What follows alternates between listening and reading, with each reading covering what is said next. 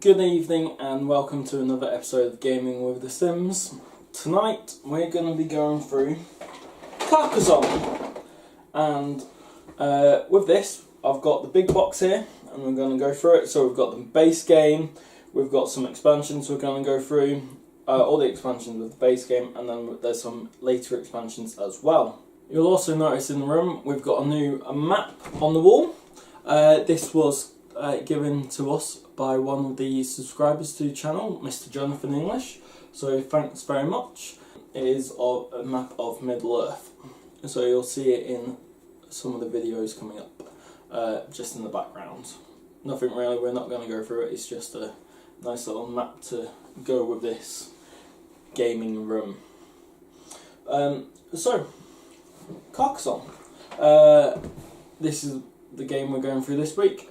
Board Game Geek gives it a rating of 7.4 out of 10. Again, this is in our A to Z range, and again it's between 7 and 8 with Board Game Geek. This is typically a 2 to 5 player game, and it takes 30 to 45 minutes.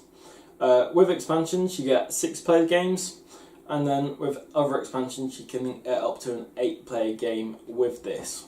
So here's the box, let's open it. So this is big box, it's got plenty of space for expansions, you can see. We've got the rule book, which gives you the base games and all the others adding in. We have a score tracker in all variants. If you get a normal one, score tracker always looks like this, so a 0 to 49, and then obviously you can go round again. In certain versions you get these, which gives you, when you go past 50 you get a token to show you're on past 50, and then it's double sided, so you also get 100 if you go around again. So that's score tracker. Then also you've got all the expansions in this game broken down. Normally you'd just get the base game, which we're going to go through in a minute, and then we'll work through them.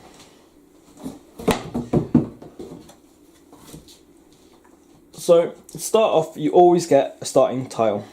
If you have a look, starting tile is darker than the back of normal tile, so you can tell at the ease which one it is. On the starting tile, you've got fields on one side, a road, and a castle. This is important because it's got all types of locations you can be, so you can always add something to it straight away. So that goes out, and then it goes clockwise from the person who's done it. Each time you, and you've got your little meeples here. So we're going to take out the main game, and we're going to go through it in more detail. So Carcassonne is a meeple placement game. So you have your score tracker, you've got your tile, and you've got the stack of tiles to be placed in the game. So in the normal game, each player gets 7 meeple. They're all the same. My version of them has stickers on, but you can get a normal version. Normal versions don't, so they're all the same. But you can get stickers for you guys. So one of your meeples goes straight on 0. Then you've got 6 guys to use in your turn, and they go in front of you. So in your turn, you take a tile, you flip it over. Flipping it over is the first thing you do. Then you've got to place it on the board somewhere so it ties up exactly. So you can have field to field, road to road, road to road, or city to city. When you've placed the tile, you can place your meeple on the tile. There is 4 types of actions. You can place it on the city for a knight. You can place it on the road for a robber. You can lie it in the field for a farmer, or you can place it on a monastery for a monk. Now, placing it on a road means once that road is complete, so it's got an end to each end of it, you'd get 1 point for your guy for each tile in the road. If you do it as a knight, you get 2 points for each tile within the city once the city is complete. The farmers only score at the end of the game, and you get 3 points for each completed city in your field, and the monk gets 1 point. I'll bring you out of time. So it's got a little monastery on. This one goes on the end of the road, and you get a point. If it gets completed, you get 9 points and it gets completed by having a tile in the 8 spaces around it. But at the end of the game, if it's not complete, you get 1 point, including itself, for each tile it's touching. Roads, you get 1 point for each place on the road. Cities, you get 1 point for each part in the city. So that's the scoring of it. It's quite simple. However, sometimes you aren't allowed to place your minion when you play. So say yellow goes first and takes the road. If I join the 2 roads up, because of that road is already occupied by another character, I cannot go there.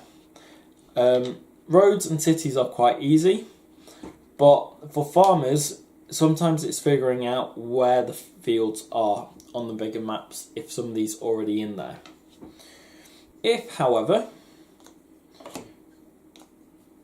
we have a situation that red players puts this down, and then the roads can join. While you've got equal numbers, it is equal, so if that road is scored, both players will have it. If, however, you manage to get 2 meeples on the road against 1, the person with the most meeples will win. So you can get multiple peoples on the same roads in the same cities. Cities is quite easy, so if yellow's there and red's there, you then place it there, you join in. With the cities, when you've got one on the end, people try to make sure they nuzzle in if it's a nice city as it is. And then you've got 2 people working to complete. With cities as well, some have shields. If we have a look, some have shields on. This means these are worth double points, 2 extra points for each shield, and 1 point at the end of the game if it wasn't completed. So that is the basis of how you score points. At the sides of each tile, all the roads are in the middle, so they would line up perfectly. If it's a city, it will go all the way along an end, so they join up nicely. So it's literally, the tiles will go together. The game runs out when all the grey tiles upside down are run out, and you can take it any tile you want in your turn, but at the start of your turn you've always got to flip it face up so all the other players can see it at the start, so you aren't trying to hide. It is an open and fair policy when it is your turn and you've got your tile. Once an aspect is complete, so if we take this as a city for instance, all the city is completed and there's no empty spaces, then you would score it. In this situation, red and yellow would get equal points. You've got 1, 2, 3, 4 tiles it contains, so that's 8 points, and then you've got 1 shield, so you get 10 points. And you move your meeple straight away. Because of once it's scored, the meeples go back to their owners. So it replenishes your stock of your 6. So you can have 6 out at a time. So as I say, placing it on a farmer, you only score at the end of the game. You're never going to get that meeple back, normally.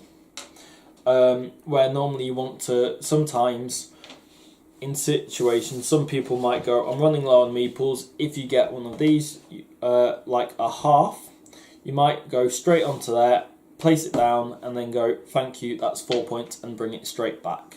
So sometimes people might go, there might be more points, but they need meeples for later on, so they will put it down for quick points to let them move on and keep meeples spare. For your cities, there are quite a few different ones. So you've got one with 3 on it, You've got a two-sided one. You've got a tile with two separate ones on. There are all sorts of variations, and in the book you will see, it will tell you, which is open to everybody, it will say how many of each tile there is in each game. So it will say in the basic game, and it will show you how many, it will give them all a letter, and it will say how many you get, and it will show you the different options. In future games, you get more types, so there will be more variations. So this is the principle of the game, and let's look at some of the expansions. So the first expansion is Inns and Cathedrals. This gives you 18 more tiles to the board.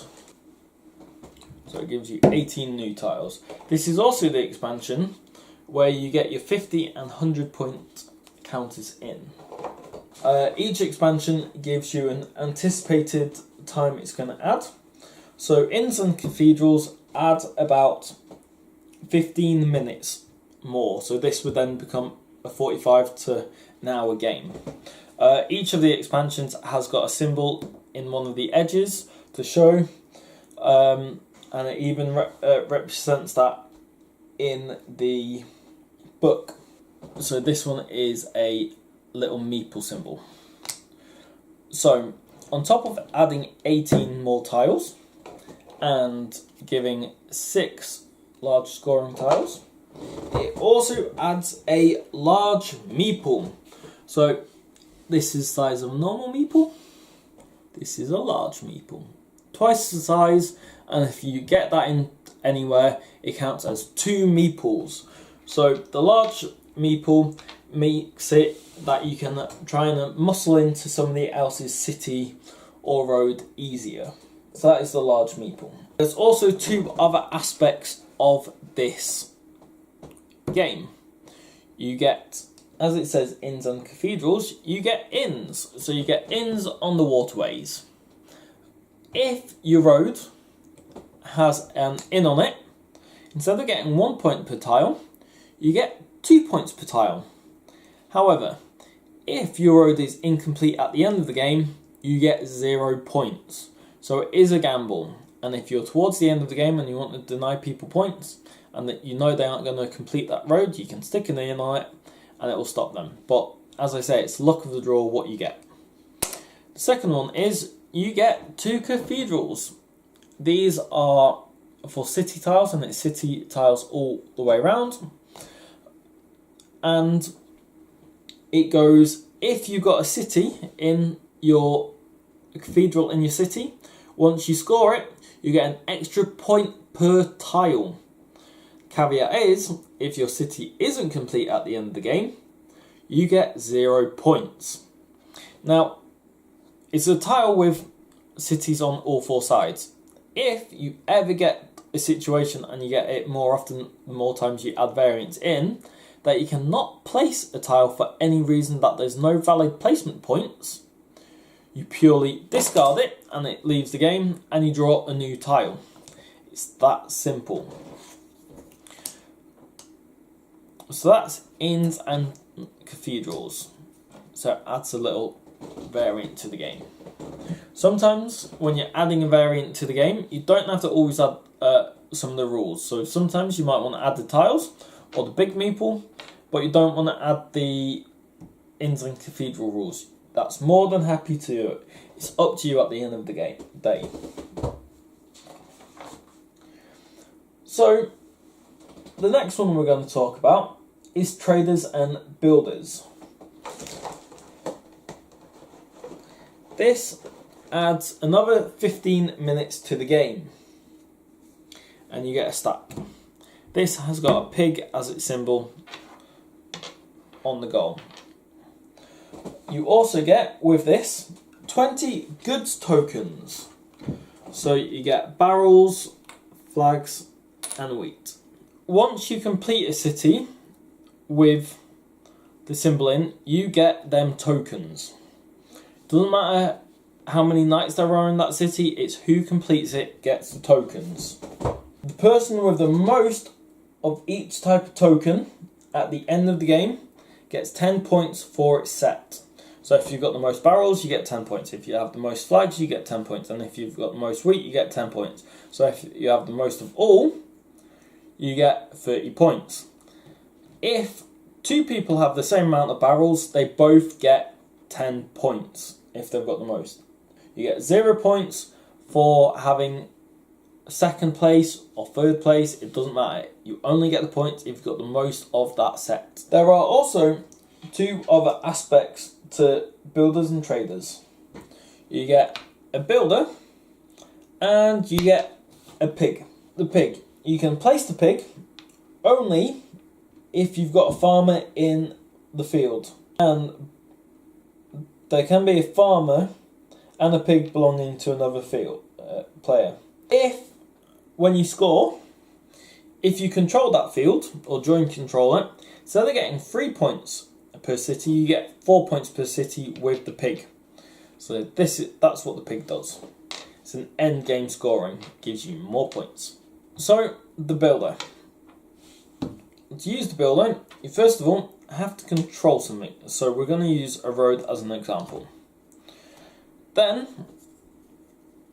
to continue it, next turn, I place a road to join it. I then use the builder to go onto it. Because I could connect it, I then go, in my next turn, I get another road. I join to my road. Because I've joined to where the builder is, I get to draw another tile and take a double turn. So I can place it anywhere. So if you put your builder in the correct place, you can stack it up. So I haven't finished the road.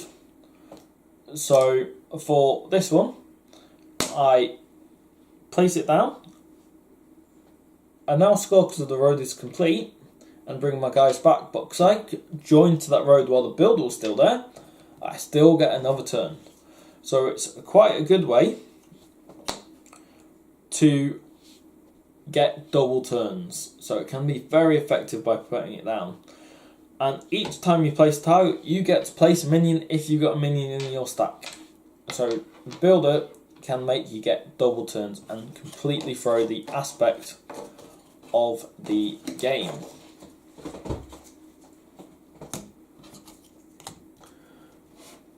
So that is traders and builders.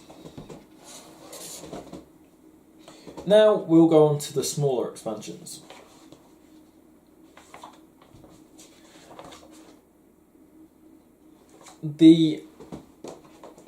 So we're going to pull out an expansion here. Each expansion I'm going to go through in a minute is going to be 8 tiles. So the robber set is, you get a little token which goes on the score tracker, and when you use a robber, it basically helps move these around and you get points that way. And it's got a bag with a robber in. So these are your robbers.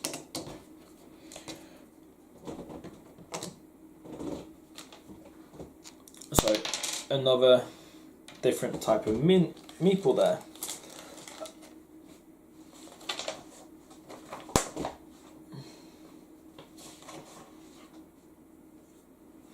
Robbers, they say, add about 8 minutes to the game.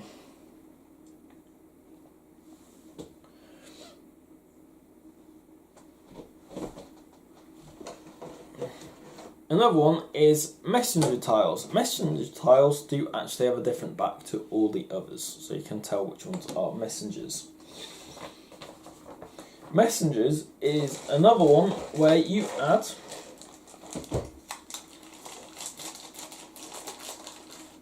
meeples. So we've got another type of meeple for this game.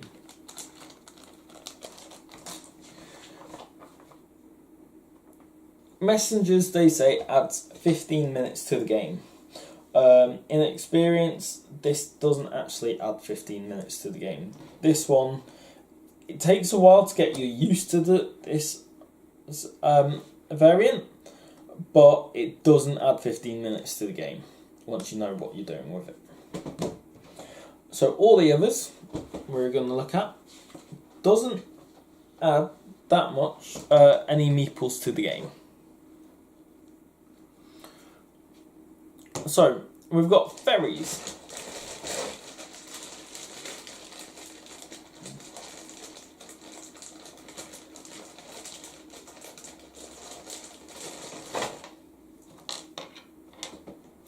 Ferries add a unique situation that when you place a ferry tile down, you also get to place the ferry. So you always have an option of 3 roads, and you basically bridge where that road goes. So this will be a dead end for this road, and you can continue the road like this. So it helps with making your roads or denying other people. You always do have to place the ferry.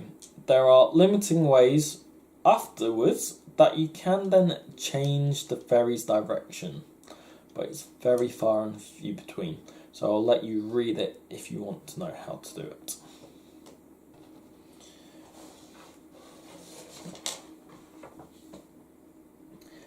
Ferries add about 12 minutes to the game. So 1.5 minutes per tile, they reckon.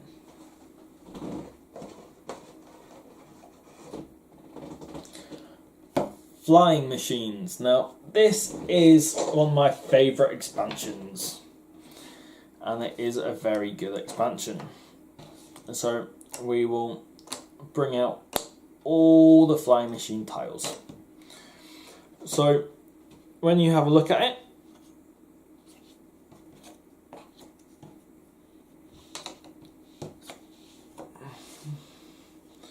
you have always a little hill showing it, and then a flying machine. When you place a tile like this, you get to choose if you want to activate the flying machine. Now, I always see people activate the flying machine because it's really, really fun. Because it can give you a lot of points, or it can steal a castle, or it can reclaim something. So you've got 3 which are pointing diagonal, and then you've got 5 which are pointing in a straight line. So you've got 2 without roads, and all the others have got a road in a situation. Now, if you say you're going to use a flying machine, you put one of your meeples down, and it can be any type, and then you roll this dice. It's got 2 1 pips, 2 2 pips, and 2 3 pips. So you roll it, and then whatever it is, you go that many in the direction it's pointing. If, for a situation that I've chosen to gamble on this flying machine, and the board looks something like this, I know this is illegal placement because of the roads, and I roll a 2, I go 1, 2, there's no tile there, which means that guy can't be placed there, and nothing happens. That is my turn over. However, if I get a 1 and I go here, I can place it anywhere in this field, in that tile. So I can be a farmer, I can be a robber. If there's a monastery or a city there, I can become a monk or a knight. Even if somebody else is already there, so you can go somewhere somebody else is there.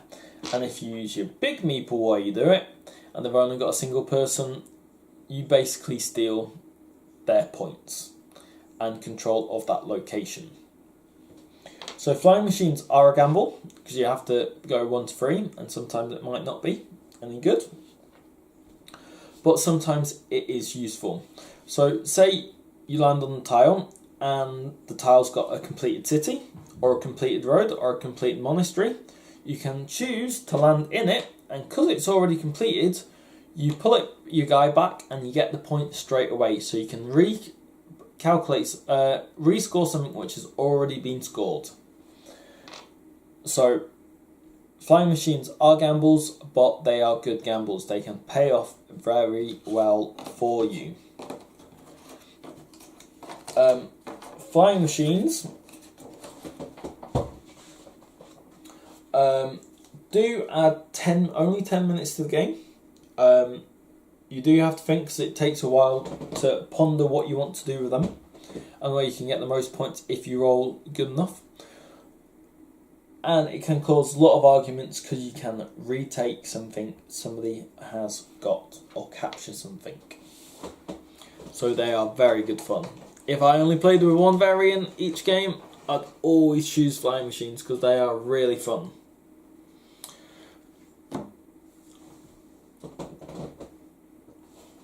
Gold bars.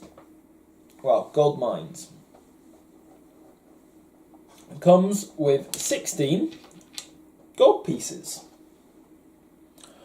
So every time you get one of these, you have to place one on the tile when it goes down, and then 1 gold on any tile which surrounds it. Next time somebody scores that tile for any reason, so if a road goes through and you score the road, you get that gold. At the end of the game, you get points determined by how many gold you've got. So if you've got 1 to 3 gold, you get 1 point per ingot.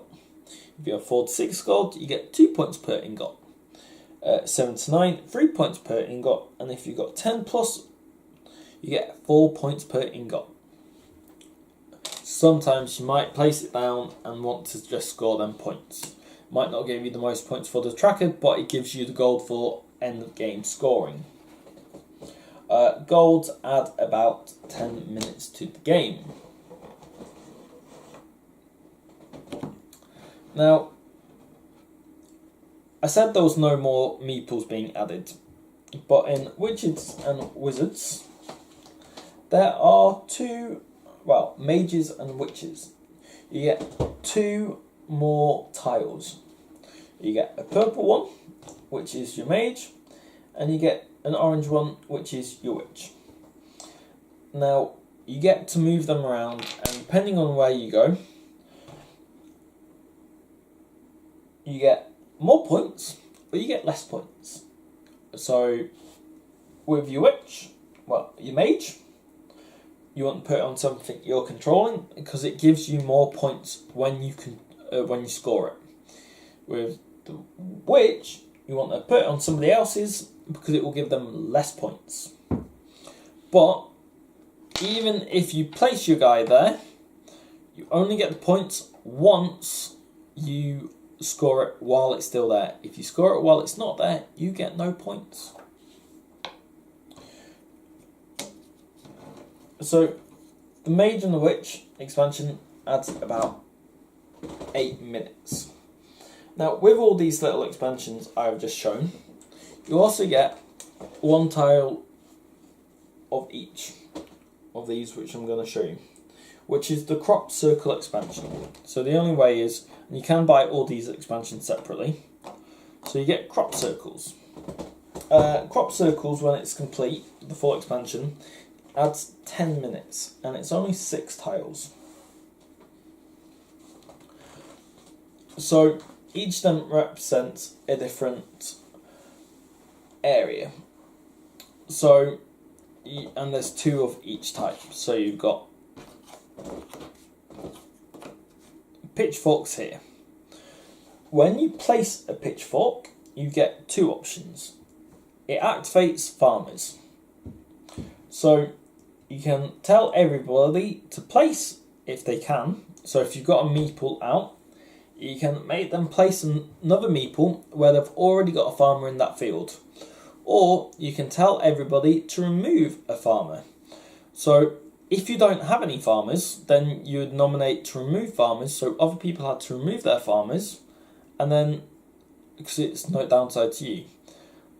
If everybody else has got farmers in fields which don't belong to you, you might say, put an extra farmer down, because of they're then wasting extra meeples that they can't get back. The shields, these activate knights. So it's again the same principle. You can tell people to add a knight or remove a knight. You always add to the same location where you've already triggered it. So it can be any of your knights. If you say add a knight or remove a knight, it can be any knight, but either adding or removing. If it's adding, you pick that meeple and another one goes down next to it. If it's remove it, you just pick any which followed the same symbol. And then this one, this crop circle is a club. This activates your robbers. There is none which does meeple, none which does monks. That's what crop circles do.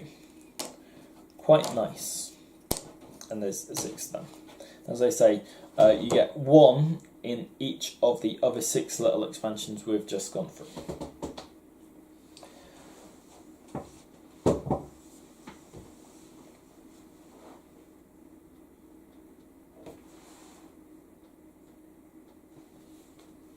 So, that is what comes in the big box. Now, there are other expansions. So, in the normal game, you can also get the base game now comes with rivers, which goes, instead of a starting tile, you also get the starting tile, but you get another one with a river source. Then you go through about 10 tiles placing rivers down, which gives you like a backbone till you get to the lake, and then you go on to the normal tiles. So you don't get tiles and rivers, you have to finish the rivers first. So let's go on to some of the other expansions. So one of the early expansions was Bridges, Castles and Bazaars. This is 12 tiles. They don't give an estimation on expansions for how long this is going to add in the main rulebook. It says on the box, but it doesn't say on the rulebook. So, because I've got the big box, I put everything in it, so I'm not always 100% sure on how long it's going to go. So, we've got a bazaar on here. Also, you'll see on here, you get some other ones. So, this does have, when you combine it with the inns, an inn on it. But if you aren't playing with that expansion and you don't know what it does, just an extra little bit of glory. So, a bazaar. When you have one of these and you place it down, you basically get to pick up randomly the amount of tiles equal to the amount of players. And then you give each player secretly their next turn, basically. Builders can get out of this loop slightly because of a double turn. It's only their next tile they place. So that's what a bazaar does. You also get bridges. So depending on how many players you get a number of bridges. So say you got a situation like this and you've got a road, but I don't want to link that road to it. You basically, when you place a tile here, you put a bridge over it. So this is saying this road here continues to here. So it can help you place when you need to. You also get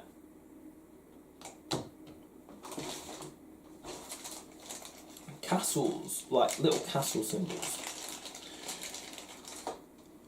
When you place next to it, if it's literally a circle like that, too, you can place a castle over it. You don't get any points for doing it, but your knight stays on it. And then when one of the others in the 6 locations near it, so the 2 it's on, to this side or to this side, scores, you can basically go, I'm going to take your points. So if you've got, if there's a monastery here, you can go, instead of taking 4 points here, I'll place one of my limited numbers of cities on there and wait to score. When that monastery scores, I'm going to take its points because it's worth more than this. So again, it's another option to the game, and it makes you ponder more. Is doing instant scoring better, or shall I wait? So that is the Bridges, Castles and Bazaar expansion. Another expansion we're going to go through is the Tower.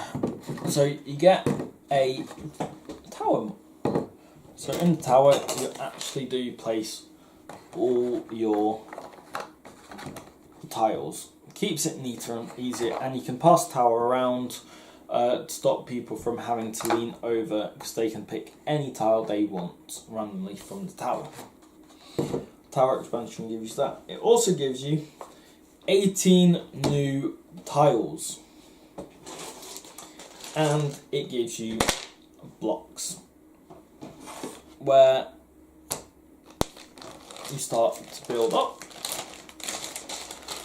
and the higher your towers are, the further the influence ranges. And your towers have got a little ridge on it which your meeples sit on perfectly. Obviously, when you look at some of the other meeples, pigs don't sit on it because it's not designed for pigs, and builders don't sit on it because there's no ridge for the builder to sit. But your big meeple will sit on it fine as well. So it's for either your not standard meeples or your big meeples to be on. Depending on the number of players, is how many players you can have. I forgot to say, Inns and Cathedrals is one of the expansions which gives you a 6th player option. So, and it allows up to, for this hour, it allows up to 6 players, because it gives you how many floors you can keep stacking on your tower on. And it's got on its tiles which ones have a base of a tower where you can start to build up on.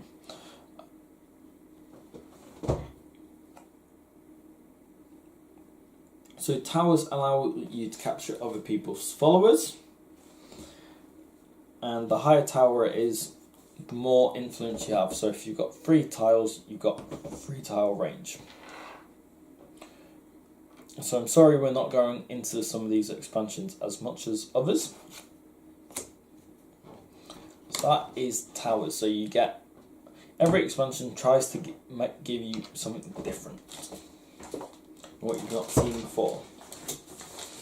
The last expansion we're going to look at, because we are going on, is Hills and Sheep. These adds another 18 tiles. You do get shepherds to do with the sheep. You get a little bag and you get a sheep token. The sheep expansion part of it is a bit strange, but there are 2 other areas of this expansion, which is why I'm going into this expansion. So on here, you get some of them have a hill with a flag on it. These aren't like the hills with the flying machines. These hills, when you place it, you're meant to take a second face down tile and put it underneath it. So that's actually taking potential tiles which people might want from the game randomly and placing it upside down, so you never know what's there. If you put a farmer on this, because it's on a hill, it breaks ties for who owns fields. Quite nifty. And it, as I say, takes tiles out of it, so you don't know what's going to come up and what's left to come up, which is quite unique. It's also got vineyards. Vineyards work with monasteries. So if a vineyard is in one of the tiles around the monastery, you get an extra 3 points per vineyard for your monastery, because the monks love to make wine. So I've tried to show you certain expansions here which are quite different and really fun to play with. There are other expansions on top of what you've seen here today, so please don't be worried if you can't get one of these expansions. There are more expansions to bring more unique styles to play, more unique games. And because of how versatile this game is, and that you can play always with the base game, but you can add in whichever expansions you want, and you can time it to be whatever you want, I think this is a great game. I give it a good 8.5 out of 10, unlike Board Game Geek, which is 7.8, because of if you've got an hour, you can tier it up to be an hour long. If you haven't got an hour, you can play the basic game on its own.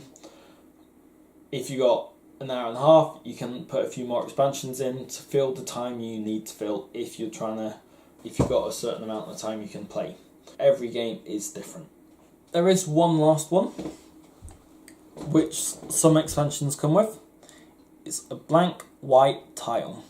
This is for you to create your own tile. Whatever you want to put on it. You can use it to replace a lost tile, or if you like a certain type of tile, you can add it. It's completely up to you what you want to do with these white tiles. Personally, when you've got as many expansions as I have here, I use this as an extra victory one. So when you get to 200, you can count that as a 200 tile, for instance. It's up to you what you want to do with it.